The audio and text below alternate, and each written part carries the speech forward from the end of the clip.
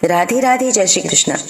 आज आप इस वीडियो में जानेंगे पौष मास की पुत्रदा एकादशी 2025 में कब है।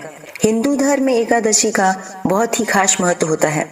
हर माह में 2 बार एकादशी पड़ती है, एक कृष्ण पक्ष में और एक शुक्ल पक्ष में। साल में कुल 24 एकादशी पड़ती हैं। इस समय पौष मास का बहुत ही पावन महीना चल रहा है। पौष माह के शुक्ल पक्ष में पड़ने वाली एकादशी को पुत्रदा एकादशी नाम से जाना जाता है। यह एकादशी साल 2025 की अंतिम एकादशी भी है। एकादशी का पावन दिन भगवान विष्णु को समर्पित होता है। इस दिन विधि विधान से भगवान विष्णु की पूजा अर्चना की जाती है। भगवान विष्णु की कृपा से व्यक्ति की सभी मनोकामनाएं पूरी हो जाती हैं। एकादशी का व्रत हिंदू धर्म में सबसे बड़ा व्रत माना जाता है। धार्मिक मान्यताओं के अनुसार एकादशी व्रत का फल व्यक्ति को उसके मृत्यु के बाद भी मिलता है।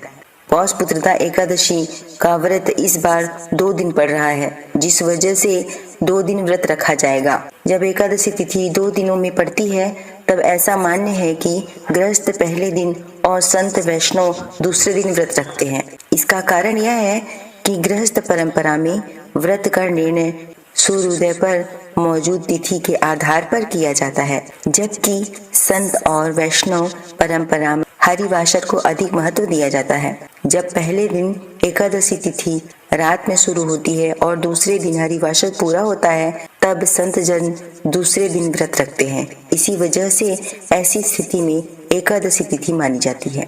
पौष पुत्रदा एकादशी व्रत गृहस्थ जन 30 दिसंबर को रखेंगे और संत वैष्णव 31 दिसंबर को रखेंगे। जो गृहस्थ जन 30 दिसंबर को व्रत रखेंगे वो 31 दिसंबर को पारण करेंगे और पारण करने का समय होगा 31 दिसंबर को 1:26 से लेकर 3:31 पर दोपहर में, और पारण तिथि के दिन हरिवासर समाप्त होने का समय होगा 10:12। पौष पुत्रदा एकादशी का व्रत जो 31 दिसंबर को रखेंगे वो 1 जनवरी को पारण करेंगे। 1 जनवरी को एकादशी के दिन पारण करने का समय होगा सुबह 7:14 से लेकर 9:18 तक।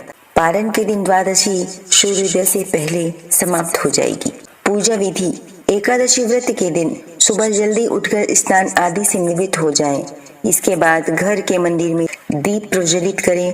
फिर भगवान विष्णु को गंगा जल से अभिषेक करें।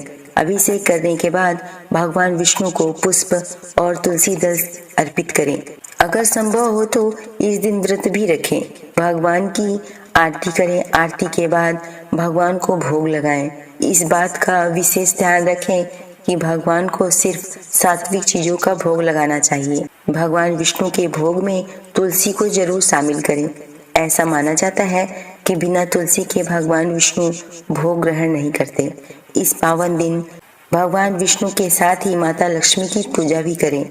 इस दिन भगवान विष्णु को अधिक से अधिक ध्यान में रखें और उनके मंत्रों का उच्चारण करें।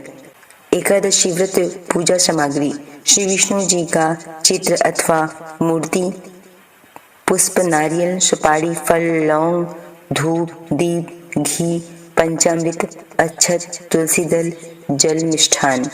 आपको ये वीडियो कैसी लगी प्लीज कमेंट में जय श्री कृष्ण लिखकर जरूर बताएं।